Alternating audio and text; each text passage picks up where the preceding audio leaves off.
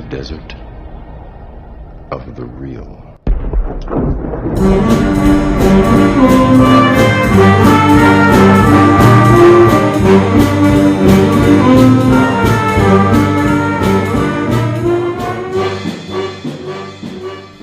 Welcome to the Desert of the Real. I'm your host, Jason Dietz, and joined with me is your actual host, Ryan Hudson. The Desert of the Real is a movie podcast, in this case, where I get to pick movies that I think are phenomenal, and I just realized this is an unfair exchange. I'm giving you perfect films. You're giving me garbage. Anyhow, where I give Ryan movies I consider to be amazing. You know, this movie is similar to other movies you have already suggested for this podcast. Like what? Well, we'll get into it to spoil territory. We're going to get into it. Because I don't know if a lot of people have seen this movie. I think that is a tragedy, honestly. I think this is okay, we're trying to do this intro and you're... Sorry. It's okay. So for this podcast, we watched a film called Predestination. So we're here to ask if this movie has anything deep to say. My answer is absolutely. Anyhow, we're two English language... This is why you always do this, because I can't just read this. We're two English language arts high school teachers with graduate degrees, and we attempt to use our academic training to dig deeply into movies. We explore the creativity, the philosophy, the film studies, and the ethics in our films, and push our listeners to think critically about their entertainment. Thank you so much for coming to listen to this. I will say at this moment, if you have not watched Predestination, do not listen to any more of this podcast and go and watch it first, because this is a film that will be spoiled by any discussion of it, I think. So, anyhow, thanks for being here. Wait, is there anything we can say? It's a time travel movie. Yeah, it has Ethan Hawke in it and Sarah Snook. Yeah. And that's about all we can tell you. Yeah, I would imagine if someone knew it was a time travel movie, like, okay, I can see how there might be, like, stuff you wouldn't want to know. Yeah, for sure. So, but thank you again. Thank you for coming. Thank you for listening. Watch Predestination. It's streaming on at the moment. Nothing. Yeah. I watched it on your Amazon account because you bought it. Yeah, I bought it a long time ago because it is magnificent. So, anyhow. I don't have any cons. Apparently there is a brief scene of nudity and a sex scene in it. Those would be my cons. This movie does not need either of those things in it. Next, VidAngel, we are... Yeah, VidAngel it, and it's PG, and it doesn't really take anything out. I guess there's probably some swear words in it. I don't know. There's a guy that gets shot, and I don't know. Did it even edit that out for you? Because here's the thing. I mean, as a little tangent, to me, if in a movie someone gets shot and it's like a squib, the blood squirting out, I'm like, that's just movie magic. It's okay. It's I don't know. It's not gratuitous, I don't think, as opposed to a movie where someone like John Wick. John Wick is the bottom of the barrel for me as far as action movies maybe we should do John Wick on this just because we got to get over this. Anyhow, so what were you saying about violence? Because I was wondering if near the end a character gets shot in, because we'll say we're spoiler territory. A man gets shot in a laundromat. Right. Oh no, I didn't see any of that. It was all off screen for me. And yeah, it still worked. But I don't know. Yeah. But my point is just as someone who enjoys movies, I love seeing squibs, the blood square, because it's you should watch Dawn of the Dead then. Probably, but as opposed to now we have with John Wick, I'm tagging on here CGI blood, and it doesn't look as good. Okay. Because it's more expensive. That's you you gotta clean the clothes. You gotta reset the squib for another take. It's more expensive. Takes more time. I like seeing the filmmaking stuff like that. Seeing the blood. Yeah. Okay. So I don't have any cons.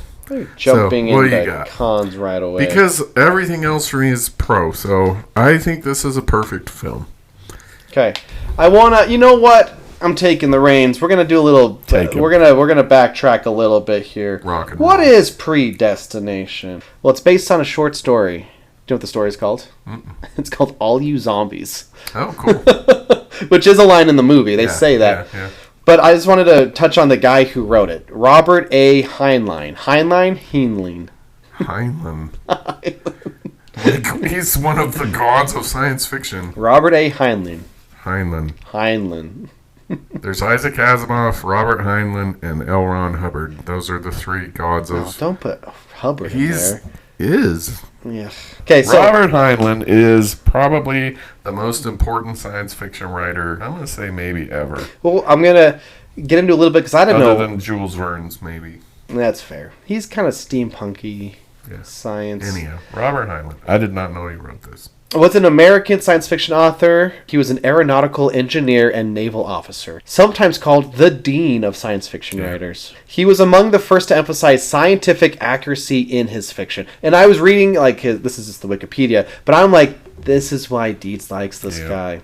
Hard. He was thus a pioneer of the subgenre hard science fiction. His published works, both fiction and nonfiction, express admiration and competence and emphasizes the value of critical thinking. Dietz is I love Robert Heinlein.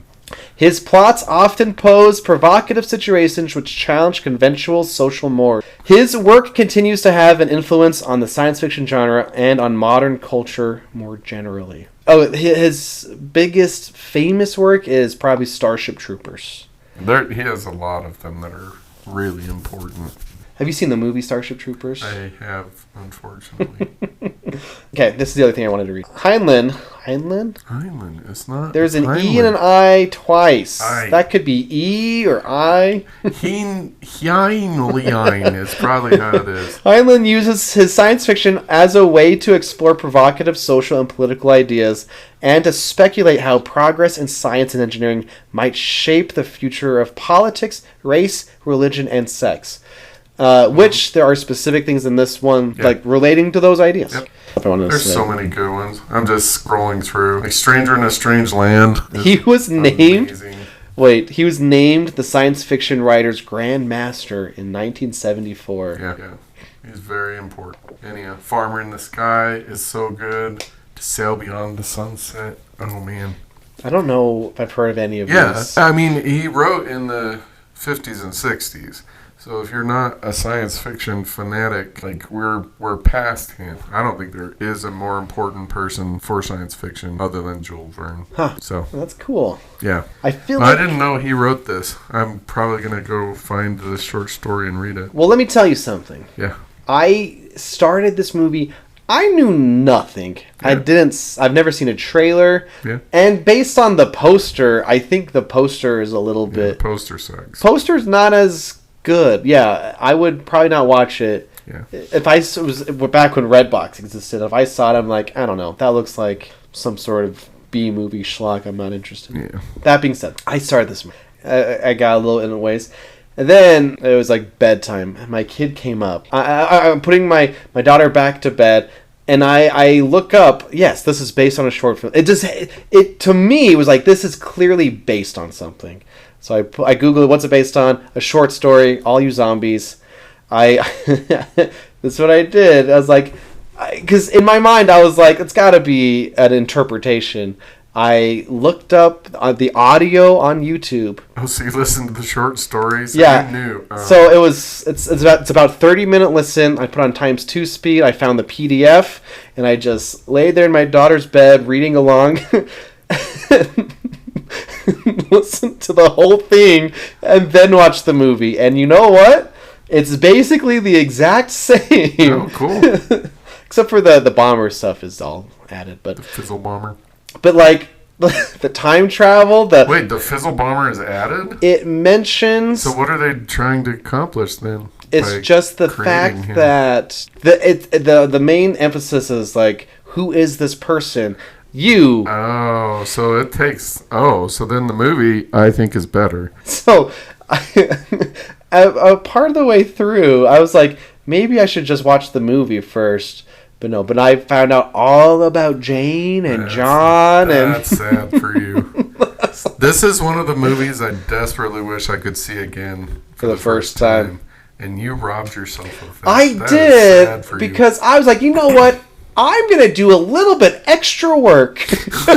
Not on this movie. Let me read the source material. Oh, man.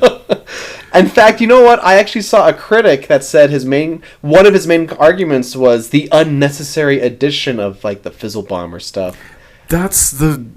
Okay, we'll get into that. So going through this movie, I was like, oh yeah, I know what's going to happen. That's sad. That's so sad. It made me sad. I'm sorry, but that's what happened with this movie. You know what? Back in the days of this podcast, we used to start out with a super snarky summary. I mean, that wasn't the point, but that's what you turned them into. Well, that was the point early on because they deserved it. I don't even know how to do this because this is a movie that is like incredibly internally consistent. Mm-hmm. Everything needs to be there. All of there's not a spare line, there's not a spare scene, there's not a spare moment. Everything has to be there. And I should say a lot of the lines come from the book. Oh, nice. Or the story. So that's nice. So do you have any cons? I don't know. You okay, I do have. I have one. Okay, here are the main characters here. We got Jane, we got John, we got Barkeep. Right. And then we got the Fizzle Bomber. Right. Okay? I mean, we don't even need to pretend anymore because we've all seen the movie at this point. Here we go. They're all the same character. Yes. Boom, boom, boom. And the baby. They're all the same. The baby that Jane has with John is... The point, the short story is like, it builds up to that moment. It's not like you missing out on science fiction time travel without... Anyway, John needed a beard. Sarah Snook needed to be wearing a mustache or a beard, I think. Okay. But at the same time, the entire time she was on screen, I'm like, how are they doing this?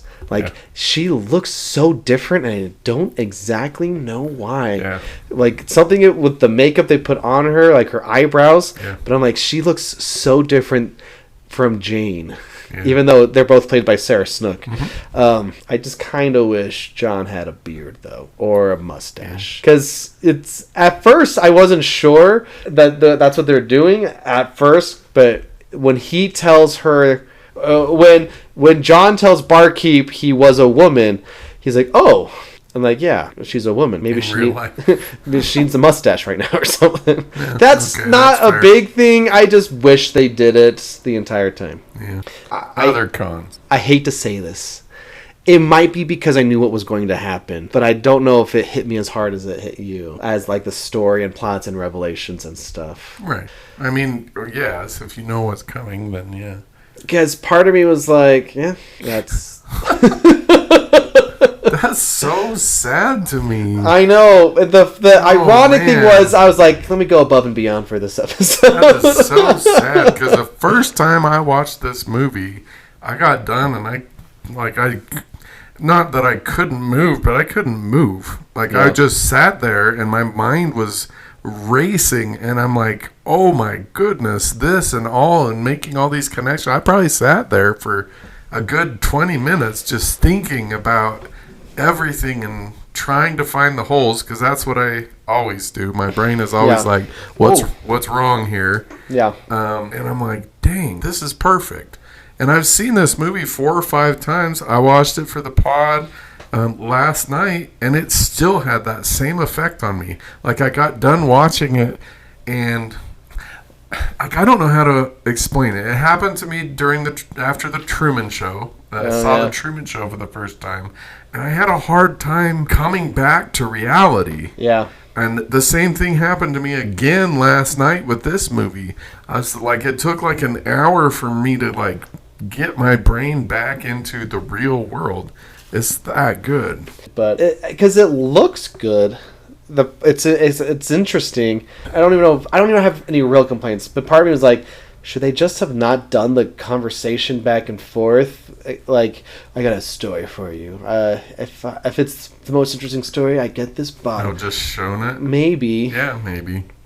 But then it just shifts gears so hard. That's why I'm like, did we... Yeah. Now it's like, could this have been done differently to some degree? Yeah. Even though that's how the short story is. Yeah, that's fair. I do want to say our past and probably future guest... Martin Harris. He said, without a doubt, the tightest time travel movie I've seen. It doesn't do too much. Doesn't distract you with glitz and flash to cover plot holes. It's a good story that stands on its own. Deftly told by actors that genuinely care about the movie. Yeah, I agree with everything he just said. So I before we get too far into other things, are there time travel movies or time travel tropes that you aren't the biggest fan of that this movie does better than those? Like, for example, let me just start off with a fun one.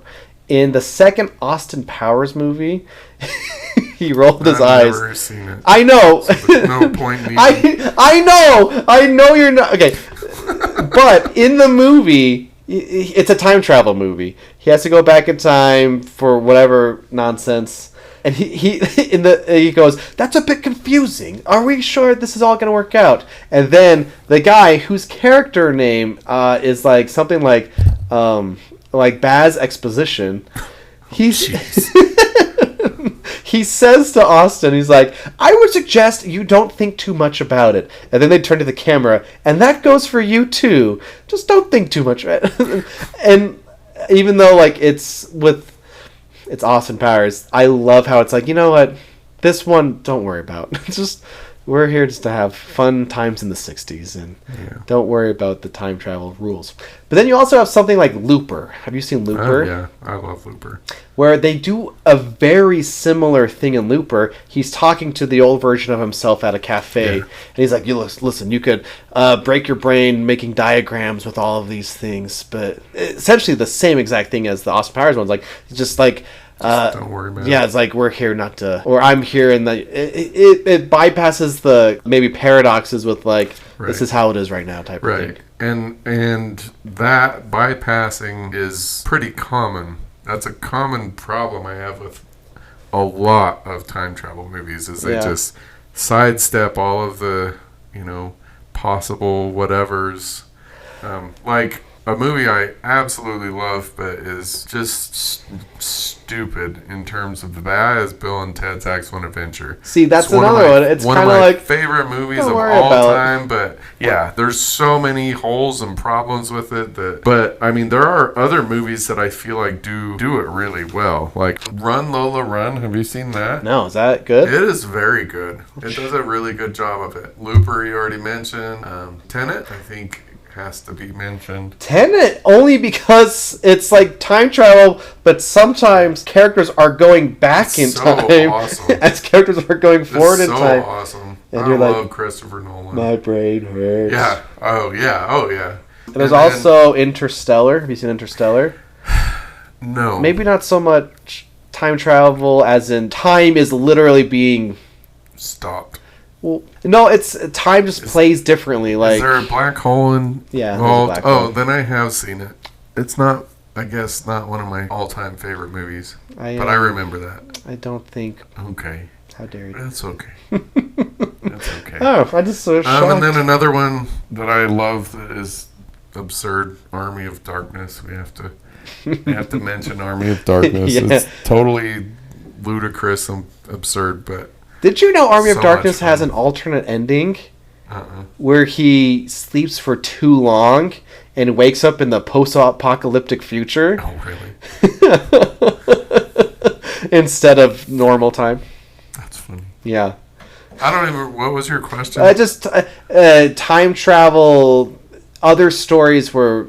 Because you love Predestination because of how tight and clean it is. What are examples of the opposite of that? Yeah, Army of Darkness. Yeah. Bill and Ted's. What about... okay, let's just address the elephant in the room. What about Back to the Future? You don't like that? No, I would put that in with Bill and Ted's, and like there are a lot of logical problems with that one, not the least of which being the how he gets back to the future is kind of ridiculous. But do you remember which Marvel movie had time travel? Endgame. Did that one bother you? I don't remember. I don't remember what either. Time travel but stuff. Also, Doctor Strange does, right? Oh well, yeah. It's more like let me go back to this one specific time 100 times. Right. So that's kind of like Groundhog's Day. Yeah, Groundhog Day is another one that's really got issues, but you just kind of ignore it because it's Bill Murray. Wait a second. Okay, so since we're in the time travel part right now, are you familiar with the consistency paradox? I'm probably, but what is... I know, that's zero. Sorry, I'm not. I'm just joking. I don't know Deeds, what that I'm is. Joke. So, hold on. Because that's what this movie plays with. If I understand this one correctly, because I watched a YouTube video going into some of the different things. Let me say this. Actually, sometimes when you want to just kind of see a good discussion on movies like this movie, if you YouTube Predestination Explained, bear with me here, because a lot of them are bad. A lot of them are just summaries. But the comments actually have a lot of good stuff. So some of these videos where it's like, I don't need this explained like you think you need to explain it. I just want to see what people are saying. People will point out specific things here and there. If I'm understanding this correctly, it's kind of like in Looper, there's the part where the guy is running away in the future, but in the past they have his body and they're torturing him. And then all of a sudden he's got a scar on his leg. On his arm, do you remember this? I don't. All of a sudden, he's running, and his hand is missing, like it's always been missing. Oh, the grandfather. Okay, yes. It's the grandfather paradox. Okay, I pulled up 5 paradoxes when it comes to time travel. So the consistency paradox is if you go back in time and kill your grandfather, what happens to you? Yeah. And then would he have died because you didn't exist because he was dead? That paradox. Right. And it's kind of like the one that breaks your brain. Yeah. And that's why it's fun to play with, because I feel like we've talked to some degree about it. You think if you go back and kill your grandfather, you disappear, as opposed to, well, now your grandfather's dead, but you're still alive. Yeah. Which doesn't make sense, but you did kill your grandfather, but you are alive, you know? And then your brain starts to... If your grandfather didn't exist, how would you have existed to kill him? Yeah. Yeah, so this movie... Yeah, for sure, is about that. Like the loop of Jane and John get together to have themselves grown up, steals themselves from the hospital to put themselves back in time so that they... Right, it's a very complex paradox. Like there's no, so where did any of them come from is the question that we have to deal with. And I think it's super cool. Like it's interesting because this internal paradoxical loop shouldn't but does exist. So that's a lot of fun to think about. It's the chicken and the egg, as the movie says. So I'm looking at an article called 5 Bizarre Paradoxes of Time Travel Explained. And we get the grandfather paradox. We get the bootstrap paradox. A type of paradox in which an object, person, or piece of information sent back in time results in an infinite loop where the object has no discernible origin. Kind of like this. Yeah. And exists without ever being created. Oh, so that is this. Yeah. It's also known as the ontological paradox, as ontology is a branch of philosophy concerning with the nature of being, of existence. It says in movies, a movie called Somewhere in Time, Bill and Ted's Excellent Adventure. Somewhere in Time is fantastic. Terminator movies. Somewhere in Time would be a recommend for me. It's a Christopher Reeve. I don't know anything about it.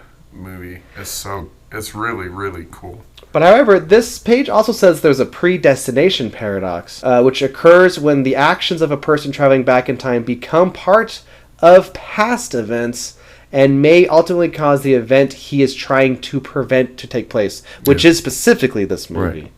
And it says, besides this movie, as an example, 12 Monkeys, The Time Traveler's Wife, and then a movie called Time Crimes. I don't know that one. 12 Monkeys is awesome, though. Anyway, there's different types of rules when it comes to time travel. Like, Right. It's a really interesting branch of, I guess, science, or pseudoscience, mostly philosophy.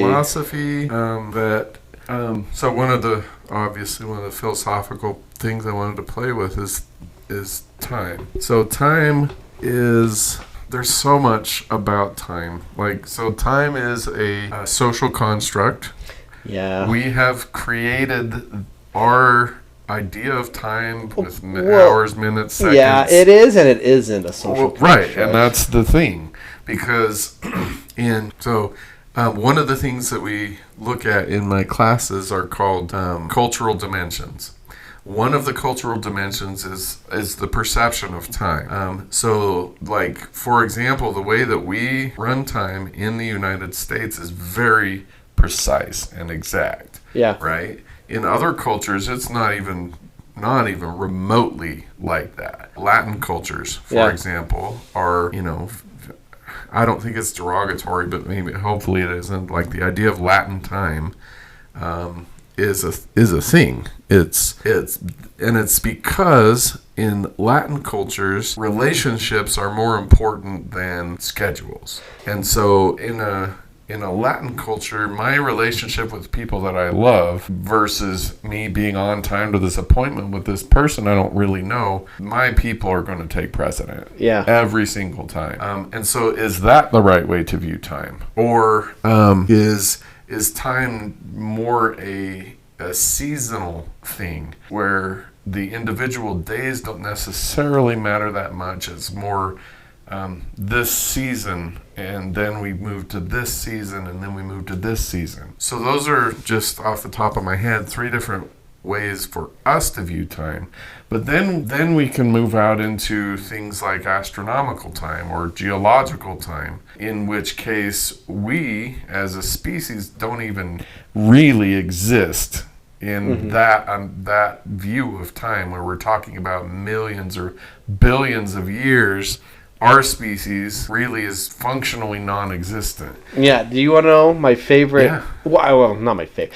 In middle school, I remember learning if the timeline of Earth, like being created and like forming, and then eventually you get to like the dinosaurs and all the Cretaceous, all this stuff, blah, blah, blah. And fast forward to people, if that time was a soccer field, human existence would be a blade of grass. Yeah. On that. Yeah, right. And so time is super interesting, and we can keep going out to the idea that we could be at a place where, and I was talking with my children about this last night, where all time is simultaneous. And that comes out of the idea that... Dr. Manhattan? What's going on here? Sure.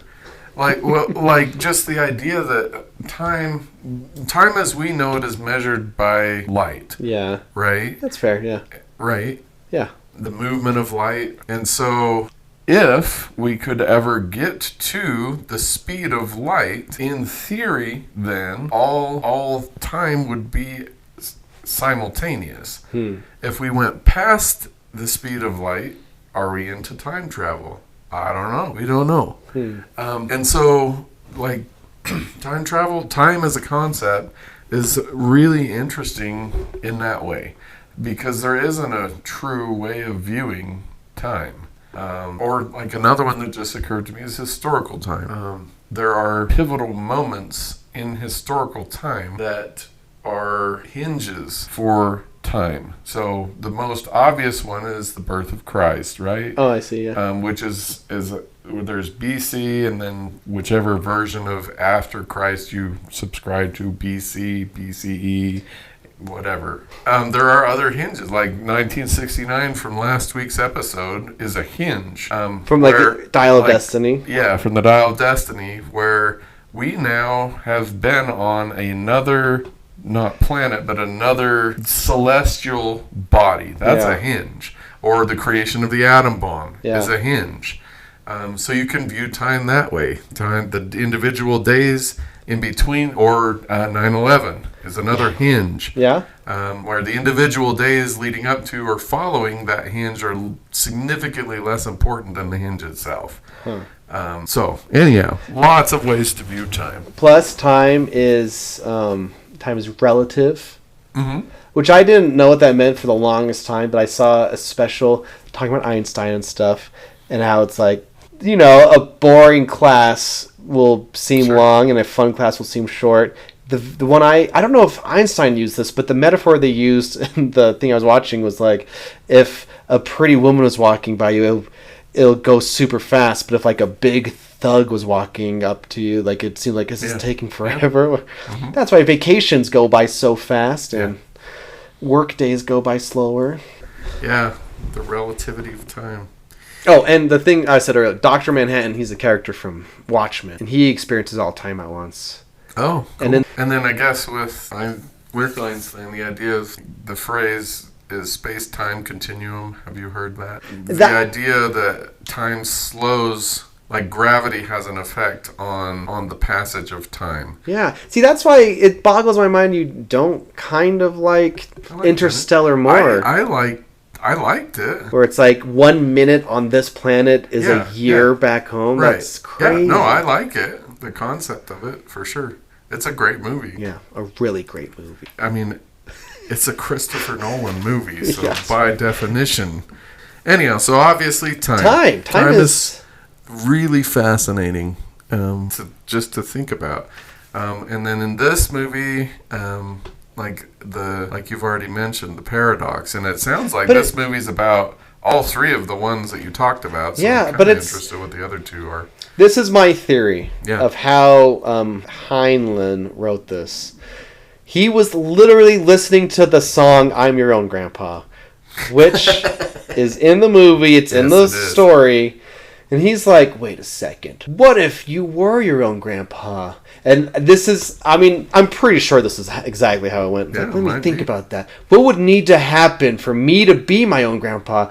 And then it's like, wait, I'll go one step more. What if I was my father, and my mother? Yeah. There'd have to be some sort of gender swapping, but that's okay because it's science fiction.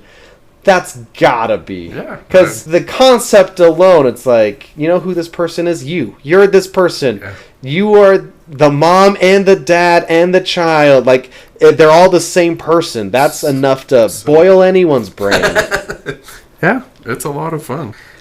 I love it. I genuinely do. Yeah, I mean, it's a lot of comments were like about how breaks your brain trying to think about it. Because where did this person come from? Yeah. This character exists because the character who made the baby are the same. So it's like they're just stuck in time with no outside time.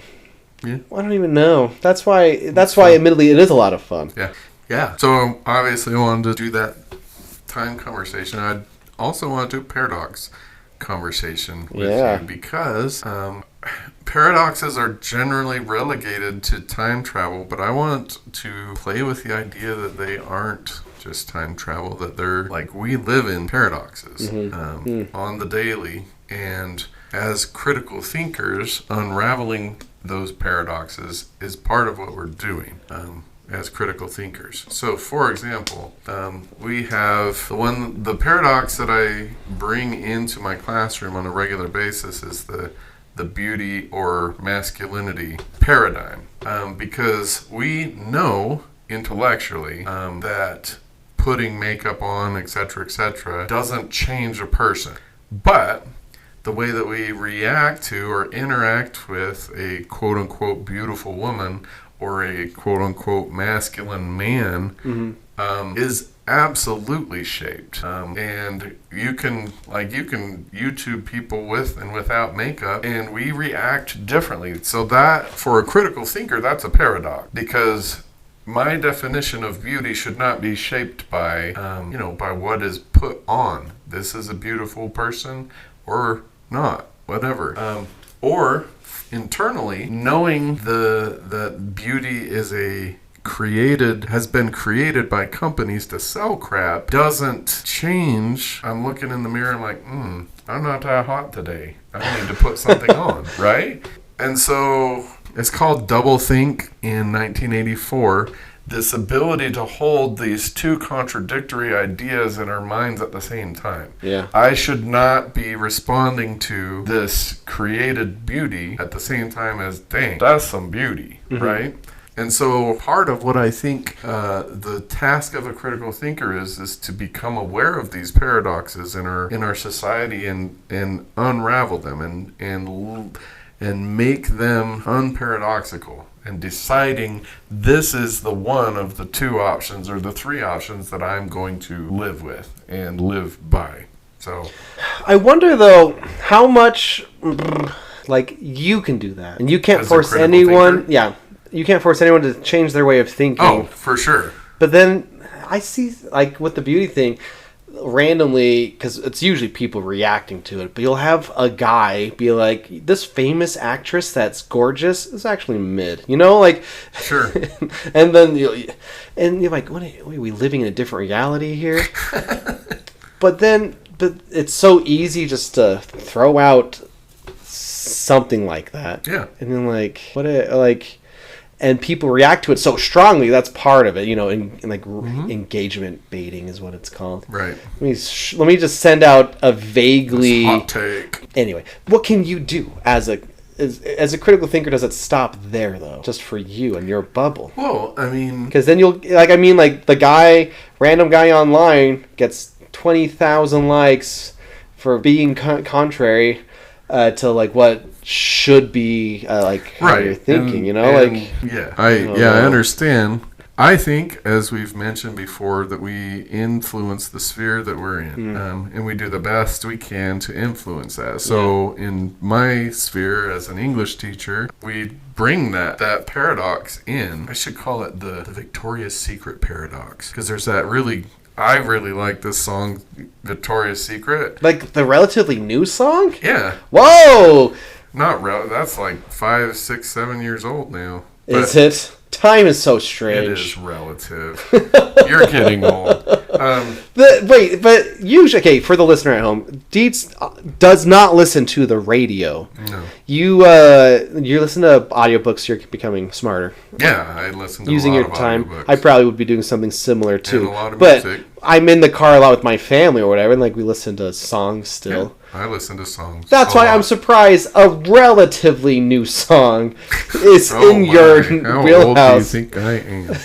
Anyhow, so yeah, that's in our spheres. That's all we can do. Yeah. Yeah. What are some other paradoxes we live with, though? Well, to bring social media in, the paradox that I know I'm wasting my time, at the same time I'm voluntarily doing that. That's a good one. Or I know that this moron that posted this is wrong, but I guess the paradox would be what the paradox of the garden. We know what we put into our brains is what's going to be there, but we continually put crap into our brains that we don't want in there. The what is it called? Doom scrolling? Yeah. You just scroll forever. We know that's a waste of time. We know that most of what's coming into our brains is garbage. But, like you said last week, I'm going to the toilet. I can't let you borrow my phone. What do I got to do? Sit there and think about things? Oh, heaven forbid. So there's that. So yeah, that's good. The critical thinker, I think, has the imperative to fight against these paradoxes, this doublethink, these two contradictory ideas, because, to, I guess, quote the Bible, a house divided against itself cannot stand. When we are simultaneously holding these two ideas, our brains can't strengthen. There's weakness. These paradoxes are fissures in our brain. Yeah. That I feel like we should fight against and heal, so that we can become whole. We can become singular or one. Anyhow. You mean like this book, or not this movie, where they are all one? Not probably like this movie, but yeah. Yeah. Okay. I don't like want to that. become my mother and father and kidnapper and all the other stuff. But. You know what? Kudos to this movie. I mean, it is about a individual who was female and transitions to a man. Mm-hmm. It's not like it's hard to tie like this movie because of that reason to like political issues. Right. But the movie's not focused on that. Not at all. And I think that's to this movie's credit. Yeah. It's like this is more like the author like how can I get the mom and dad the same person? This is how. Baby. But as a story, I think it works by not focusing too much. Yeah. It's just it's there for science fiction, you know? It's a science rather than a political thing. Yeah. But here's what's interesting about this movie. When John gets burnt, he sees the man who saves him is Ethan Hawke, the barkeep. He then chooses to change his face into Ethan Hawke. Yeah. You know what I mean? I don't know if he chose it, but I think he does. Oh, really? Because he then recognizes, because John also knows who Jane is. Right. And knows, because of his past, when Jane fell in love with the guy and has a baby, he now knows that that's him. Yeah. It's like he's... and then at the end, like, past the barkeep, he's the fizzle bomber, too. Right. The fizzle bomber knows all of the stuff. Yep. Let me just jump into my thing. This is what my thing has. It's called Predestination. Yeah. Clearly. And usually when people talk about predestination, it's with a religious context. Right. Or like kind of like tied to fate. Things are predetermined to happen. Right. You're tied to this. Mm-hmm. So what makes this movie interesting is this idea of, with fate, do they have any choices? Because you think that they do. Because like I said, John knows who Jane is and knows from his/her past what will happen, but he still does it. He could have chosen not to. And I think he sees Ethan Hawke when the face is burnt. He's making the choice, I'm going to be this person who saved me. I think he knows that he saved himself. Because there's the part where it tells us that. It's not even in subtext. He says to his boss, he says, I know what's about to happen. I'm about to see myself get burnt and things. And no matter how many... does it say, like, no matter times I try? Or does he just know it's not going to work out? Anyway, like, arguably, if this was a different time travel movie, like, let me try that exact thing again. Right. He does. That's how he gets there to push the violin. Oh, right. But and then he goes right after that and meets with the boss guy. Right. And the boss guy's like, well, did it work? He's like, no, it didn't work. And that's where we get that sense that it's never going to work. It's never going to work. So this movie, in a roundabout way, is playing with the notion of fate and predestination. It doesn't matter what you do, this is what's going to happen. In an interesting way, I'm saying. Because, to restate a third time, they know. This character knows, but somehow they're choosing to do the thing again. Well, they know once they know. So like Jane doesn't know. Jane doesn't, but John knew. John doesn't know who Ethan Hawke's character is. Yeah, but Ethan Hawke knows. That's what I mean. Right. The choice of the character is seemingly taken away, I guess. Does that make sense? Maybe. By themselves. By later selves? Yeah, but it's still them. And they're interacting with their past selves, so it's like making choices in the present, in the past. Right. So, I mean, the film is called Predestination. Right. And I guess it's just so cool that's it's playing with that idea, like because like Macbeth, see that coming? Did not. Macbeth's whole deal is let me control my fate. Right. Psych, you can't. Kinda, you know? Right. Like, all the things we said are gonna happen, but not the way you thought. And it's this idea, I guess, the universal or very human desire to want to control our fates and our destiny is tapping into that in the most unique way possible. Yeah, I agree. I don't know if they can control their fates. Well, there's a quote that goes right along with that I wanted to play with. Yeah. At one point, one version of our character asks another version of our character, do I have a choice?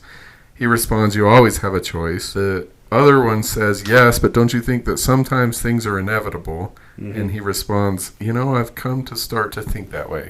And so my thoughts about, are we having my thoughts? Yeah. I guess, whatever. My thoughts about the fate versus choice is that probably there are some things, like this character says, some things that have to happen, some things that are inevitable. And then there's a lot of stuff that's just kind of up to us. So I don't think that it's an either or. I think that maybe there are some things, some moments or some events that have to happen.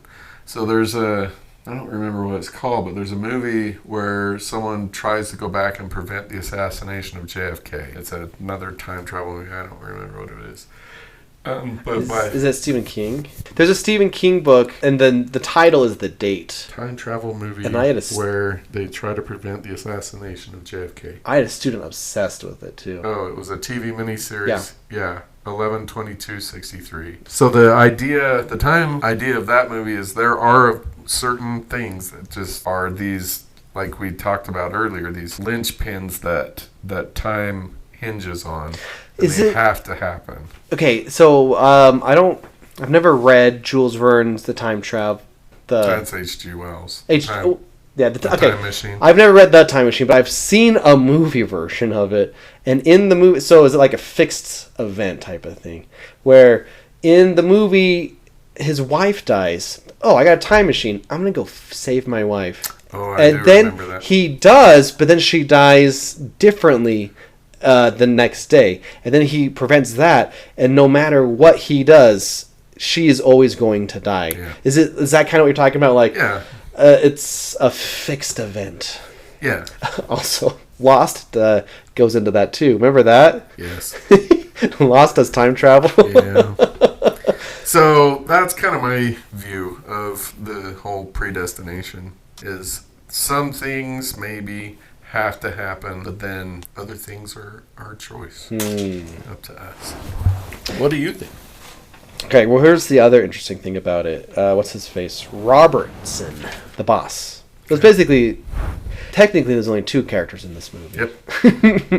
John and Jane, and the baby barkeep / fizzle bomber. And what's also fun when you've seen the movie, or like you know what's going on, Robertson's time traveling. Mm-hmm. He's not like, oh, this girl's not ready for the job. He's like watching. Yeah. He knows who this is. Mm-hmm. So Robertson's like the man behind the whole thing. But what's interesting is he does not ever interact. He sits back and watches. Like, he's not trying to stop the bomber. He's not trying to. He doesn't do anything to their story. He's always there. Well, I mean, maybe. Well, because he's the one that keeps pushing Ethan Hawke / Sarah Snook to do certain things. Maybe you're right. Maybe no, you're right. To be right. I mean, he talks to them. Right. He shapes what happens verbally, but he never physically. That's what I kind of trying to get at. Yeah, you're right. So in a way, he's letting them make choices. Sure. But like we talked even last episode with Dial of Destiny, the illusion of choice. This specific example, meaning you are your own mother and father and baby. Maybe you don't have as much choice in that example. Yeah, if that were to happen, maybe not. But like, I think this movie is kind of pointing to the audience and be like, this doesn't have to be you.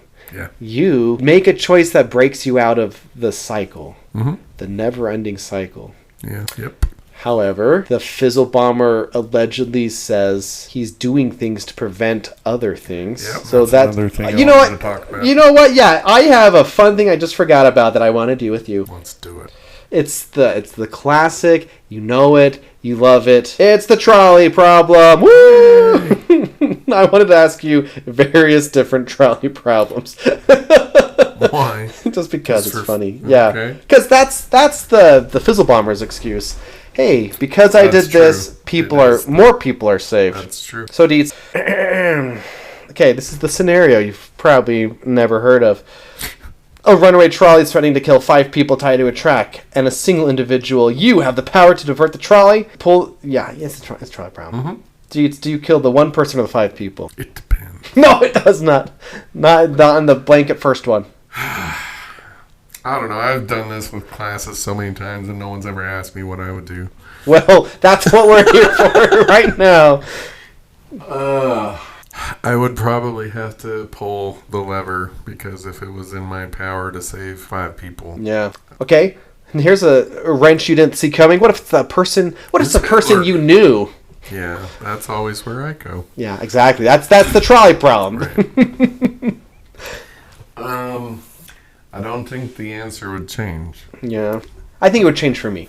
Well, actually, it depends. Well, it depends on who the person is. Family member, 100%, those 5 people are dying. I don't think I would know. I don't think it would change for me. But when I do that in my class, I'm like, what if it's like a person you kind of know? Like you see them at school, but you're not like friends with them. You don't talk to them. Like, yeah, it's a stranger who you know their face. You know what I mean? Yeah. How much does that change? I think I would be consistent. I would probably always pull it because I feel like most of the people that I know and care about would want me to pull it. That's a good point. Like, I feel like they would not want to continue living at the expense of 5 other people. So okay, well, what if it was Hitler? No. What if you had to push a person off a bridge? What? This is the other... You've seen this. Yes. This is the other one. Instead of a lever, you physically have to do something to make a person die. It takes away... Physically, lever's a physical thing. Yeah, but you didn't make the lever. It's just how the train... No. They're okay.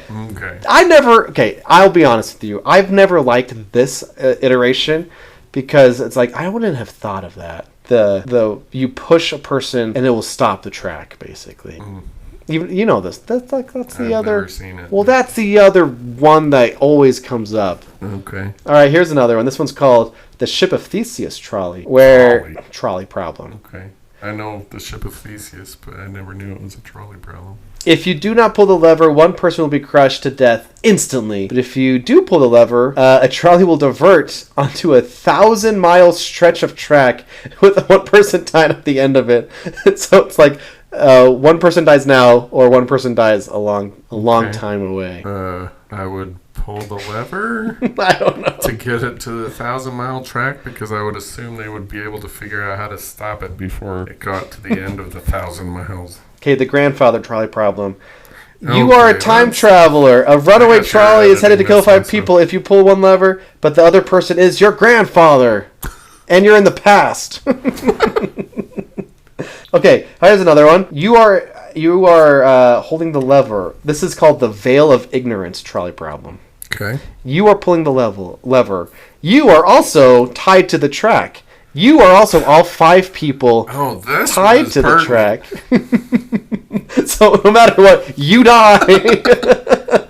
That fits.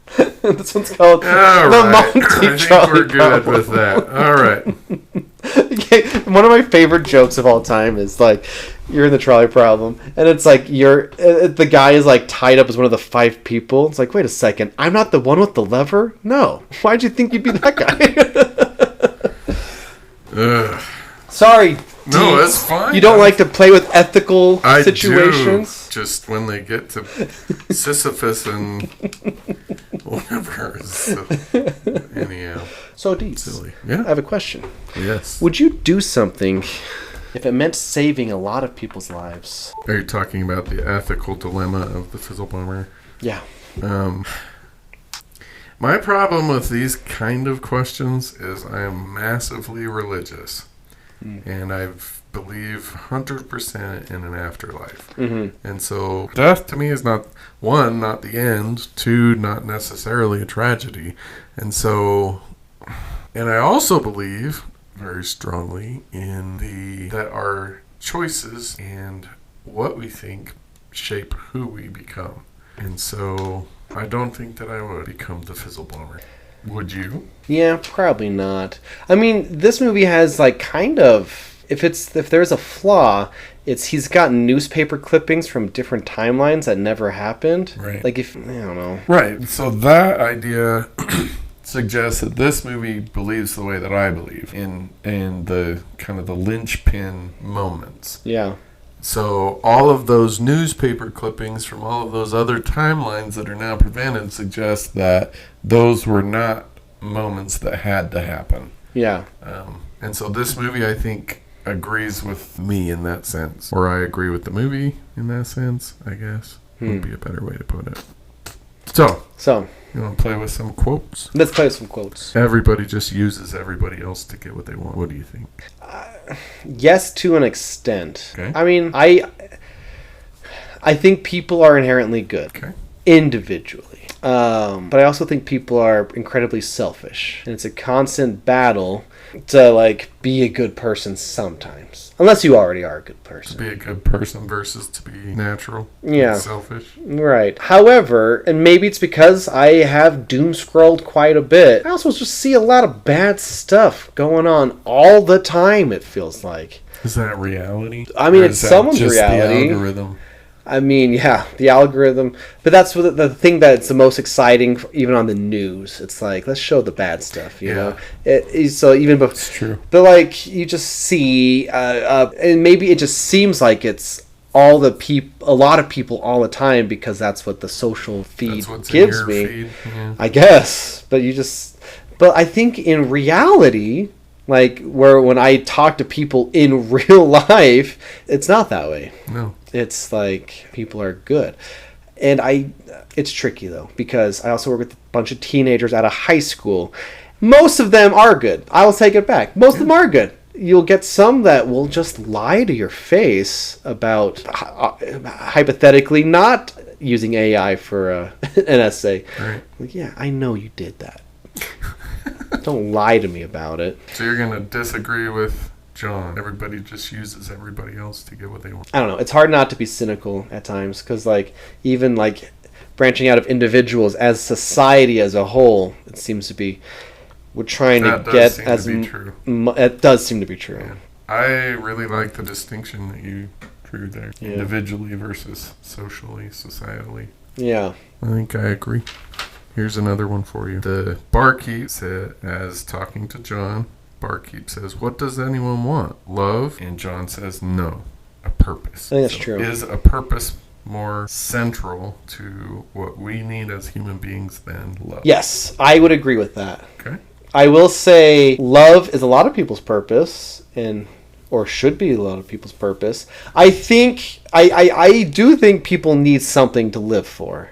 Whether it's something big or money, I guess, sometimes. But actually, I don't know if... I mean, I don't know. I don't have a lot of money. But, like, I think people need something to strive for. Yes, we need a purpose. I think a lot of reason people get depression or anxiety is because they've gotten to a time loop of just work and nothing else. Work and doom scrolling. Yeah, and like instead of being with the loved one or like family stuff, which I think is the most important things in this world. Yeah. We do need a purpose. I do think that. Do you agree? Yeah.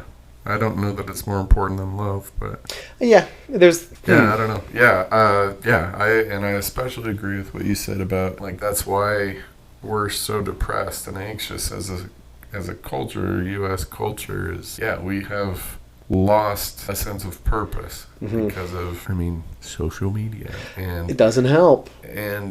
But not just social media, the inundation of entertainment, like the idea that we have to, like, we cannot be bored. Like, I legitimately, I may have already shared this on the pod, but a couple years ago, asked one class, would you rather be bored or dead?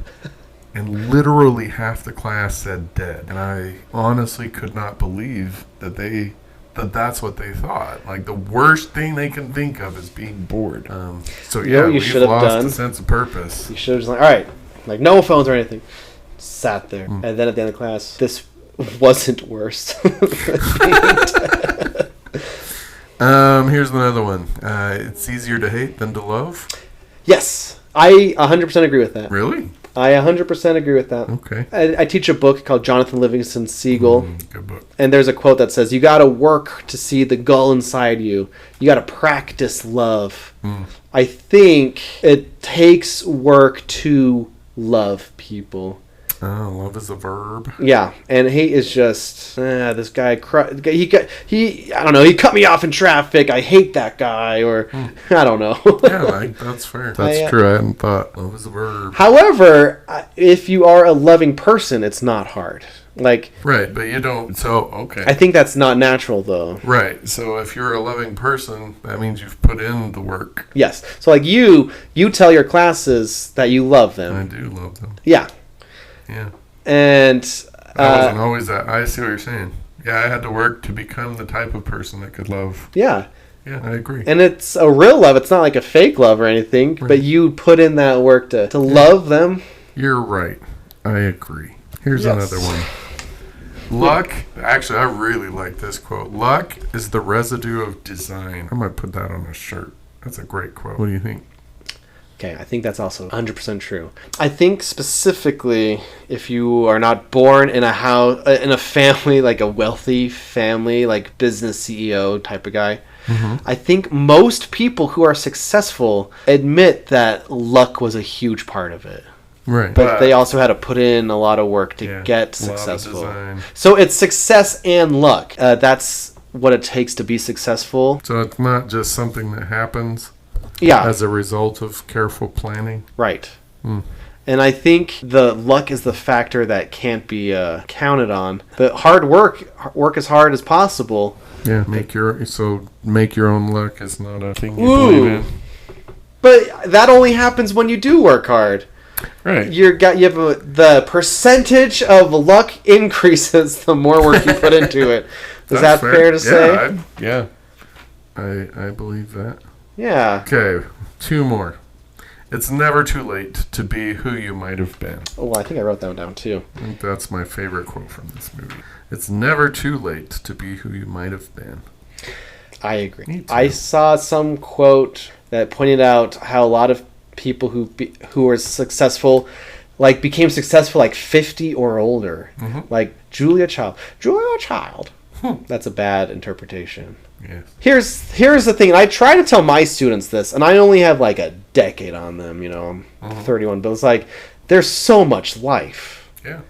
There's so much life. And sometimes that's all I hold on to when I get depressed. I'm like, what am I doing? What's going on? How am I? It's there's so much life. Yep. I arguably, it's a big pill to swallow because sometimes I still face it in the mirror, but I'm if I needed to, I could do something different. It's not like I'm stuck with this forever. Right. But students struggle with that at the ripe old age of 18. Yeah, it's true. Yeah, they do. Here's college. You have to figure out what job you want. You have to figure out how to afford things and where you're going to live. Yeah. Here's a bunch of big choices you need to make in the next 5 years or something. Or not. In my case. Yeah, but the point is, it's never too late. Yeah. Yeah, I 100% agree. I lived it. I didn't figure out what I wanted to be when I grew up till I was 32 or something like that. And you know what? I remember I'm a pretty dang happy guy. Yeah, you are. I remember asking some guy, I was around his age, but what do you want to be when you grow up? I was being facetious. Yeah. He's I already am grown up. Oh, that's sad for him. Yeah, and I'm my daughter asked me, what do you want to be when you grow up? And I'm it's a great question. Yeah. It's because we're happy. We're growing and we're changing. Even when you are grown, I don't know. That's if you ever stop growing, if you ever stop learning, you start dying. Yeah. I firmly believe that we have to continue to learn and grow, better ourselves. Here's my maxim that I live by is you never go to bed the same person as you woke up. Always go to bed better, even if it's just a little bit. Incremental change.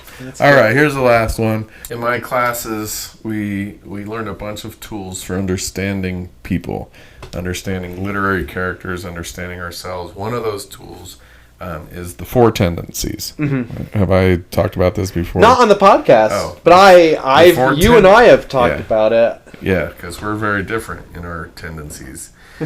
So the 4 tendencies is about how do you interact with authority. There are 4 basic ways to do it: the rebel, the questioner, the upholder, and the obliger. It's a lot of fun to do this at the beginning of a class, so you can weed out those dang rebels and get them out of here. No, and each one is incredibly valuable to making something work, the structure of society. So, anyhow, the quote from, what is the only other non-Ethan Hawke character? That is Robertson. Robertson says this: I've always thought we could accomplish so much more without the constant bureaucratic control of the board. Well, wait. To be fair, without bureaucracy, a lot of stuff would happen a lot faster. Yeah.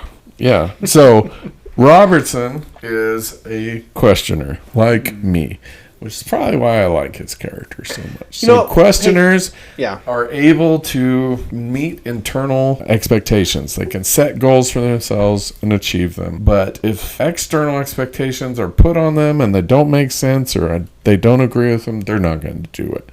And that's basically what Robertson is doing as the orchestrator of essentially everything that happens in this movie.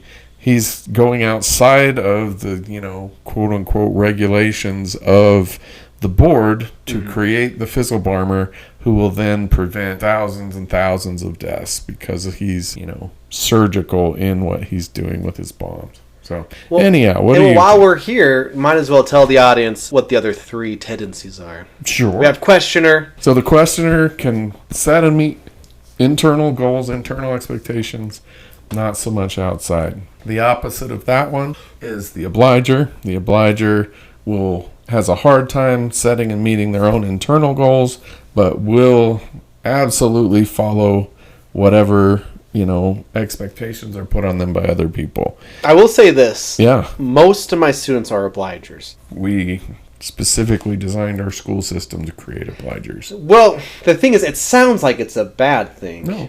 But it's not. No. Like you're helping people, or you're willing to do things usually for the benefit of others. Mm-hmm. Yeah, no, all four of these tendencies are essential. Yeah. It's just where your focus is. I happen to be a questioner, so I think that's the best way to be. But. So the upholder can do both. So the upholder will meet external and internal expectations. And then the obliger... Wait, what was that one called? The upholder. They uphold the expectations. Internally, they can set and meet goals. They're also willing to acquiesce to external goals being put on them. And then the rebel is obviously the opposite of that. They just live in the moment. They don't set goals for themselves. They also don't allow other people to set goals for them.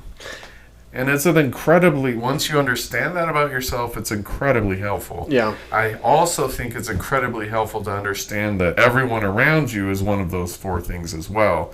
And it gives you insight into why they do what they do and what they expect from you so that you can make better decisions. Yeah, it's kind of like, I think the most realistic way to understand, there's type A people, type B people, type C people. The thing the four tendencies is the most realistic one. Yeah, I mean, it's a piece of, Other personality tests, I think, kind of limit people in a box. Right. This one's this is just kind of how I am. For things, for authority. I like to help people, but I also struggle to get my own stuff done. You're an obliger. Yes. And that's a good thing. You are. I am. I know I am, Dietz. Yeah. Which is why this podcast is so great, because we're basically opposite.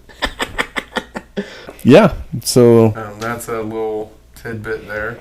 Yeah. One more quote. So, what if I could put the man who ruined your life in front of you and could guarantee you would get away with it? Would you kill him? So, whoever that is. Probably not, if I'm being honest. Wait, I take it back.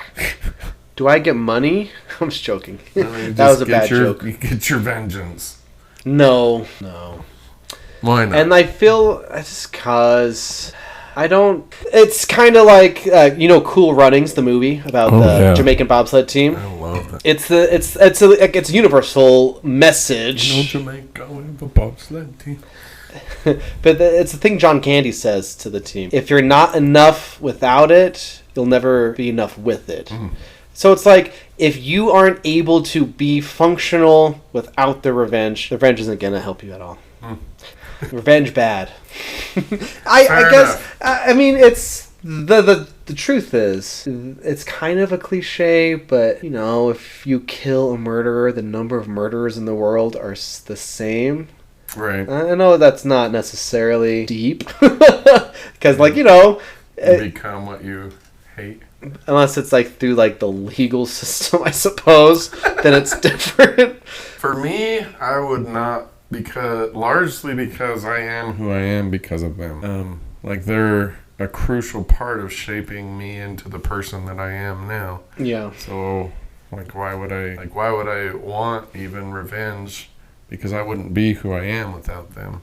Yeah, it sucked. Yeah, it was painful. Yeah, you know, it hurt. It was excruciating, but I got through it. And a huge part of who I am as a human being, as a critical thinker, as a loving type person, as a believer in divinity comes from that experience. So Yeah. It's kind of like another kind of famous philosophical like question, like would you rather, not philosophical, but it's like, would you choose to go back in time into your younger body with the knowledge you have now? Yeah, it's like that. And I'm like, oh, if I go back in time with what I know now, I'll be everything I am right now in my brain, so I can choose a different path. But at the same time, I wouldn't want to give up like my wife and kids and all the experiences I have had, you know? Right. And if I did anything different, that might not happen. Yeah, for sure. So That's why I think Buddha's so smart. that's why we should all be present. Buddhists, is what Jason just Be said. present. Be Buddhist. Just be where you're at right now. But time is all, we already talked about it, time is happening all of the time. It all happens. Unless it doesn't. Maybe there is no time. Maybe that's something we haven't thought of. Yeah, it's possible. I mean, theoretically, we already talked about it. We could theoretically get to a point where all time is simultaneous. Yeah. I don't know. Yeah, I mean, Anyhow. this movie, it's cool. It's also, it's under the radar. I think the fact that it's low budget in a sense that they didn't need a big budget. Right. Like, there's not like big spectacle, but it's the ideas that are the thing that's tantalizing here. I was mostly just excited all the stuff you're going to bring. If anything, we've already maybe talked about... actually, you know what? Here's a fun one. the power of narcissism sometimes. Where it's like, he falls in love with himself. Yeah. Well, fun fact, in the Loki series, there's a girl version of Loki, and he kind of falls in love with her. So it kind of reminded me of that. But in a true sense, because narcissism can be bad. Sure.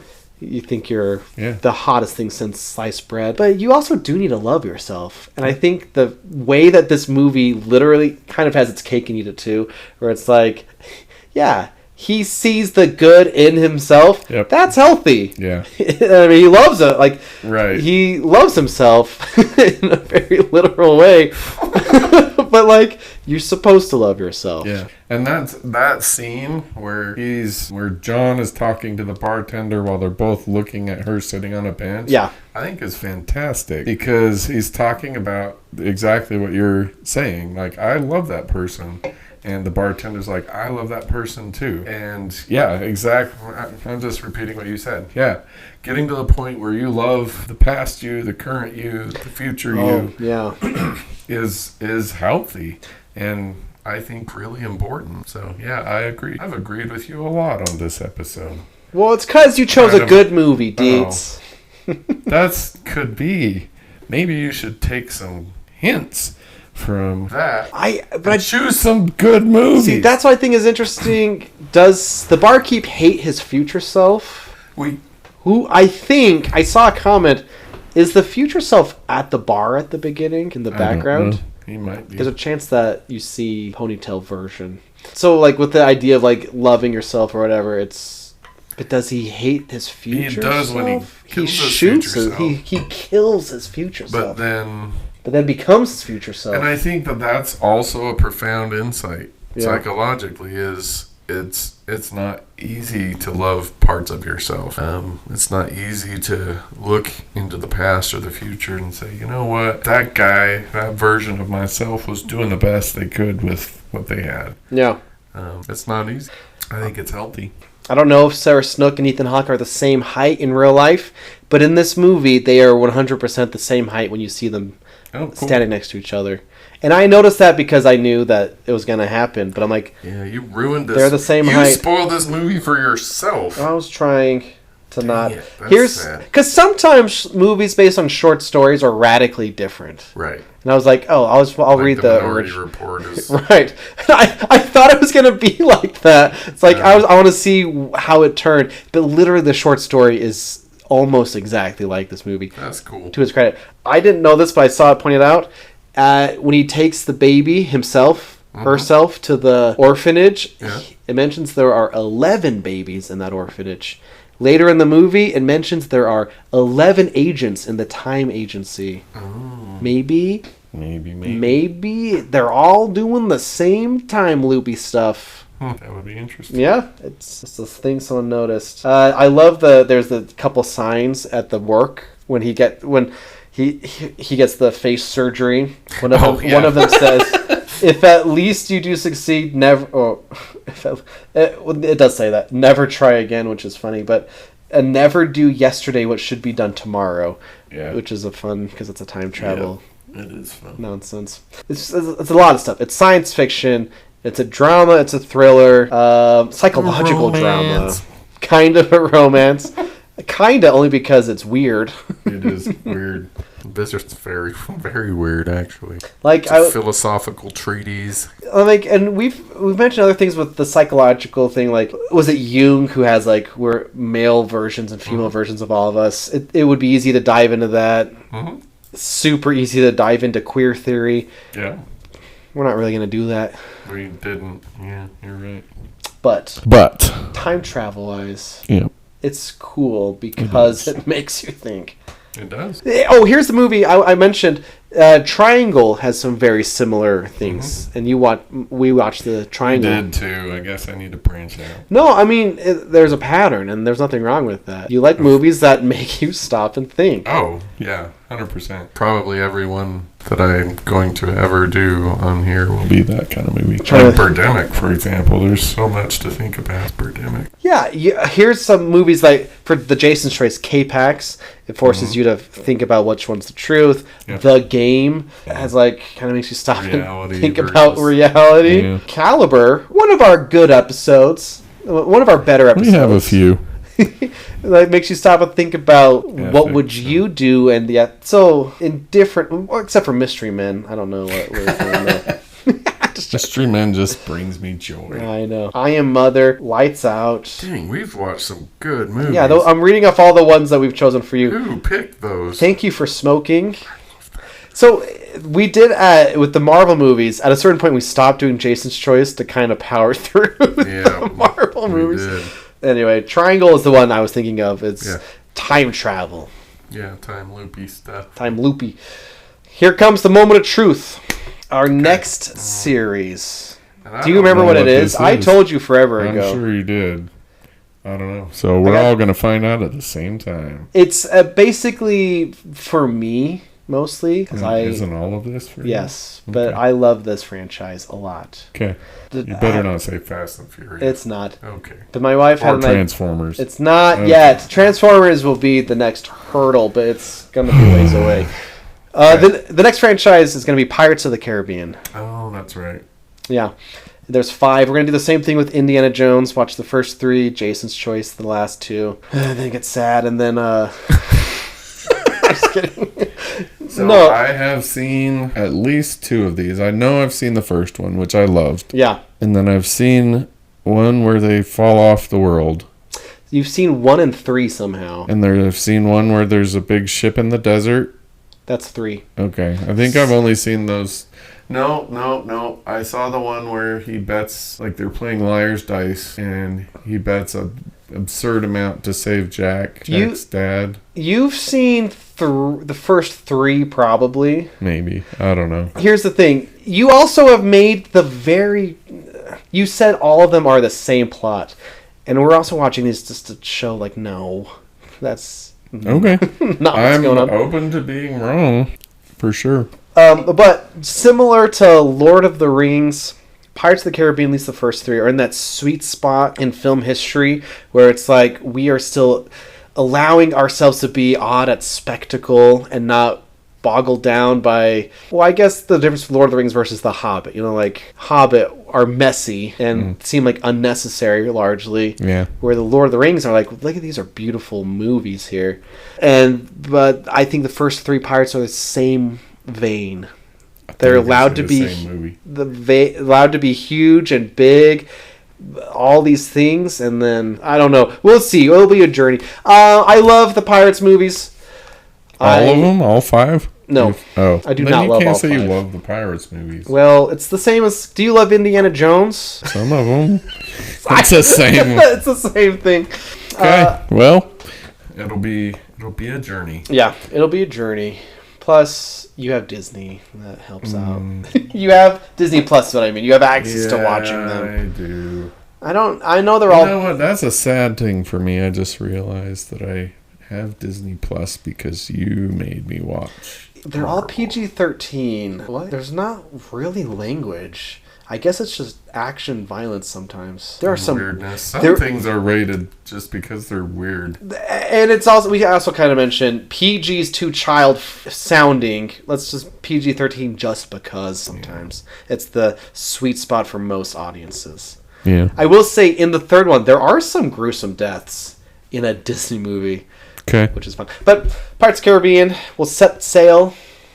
Oh, man. After next week. You said that. For real. And then... Tally ho, Ryan. Thank you for making me watch this movie, though. Yeah, you're welcome. I'm glad to be able to bring good movies into your mediocre movie watching life. You know what I watched for the first time, Deets? Marvel movies. You know what I watched for the first time? Star Wars movies. What? I watched Gone with the Wind. It took me a week because it's 4 hours long. Yeah, it is long. But it's bugged. It's been a huge blind spot. It's like... Isn't that a magnificent movie? It's amazing. Holy cow. And then you go in Letterboxd and every like fifth guy's like half a star. This movie's racist. I'm like, you are missing so much of why this movie is revered.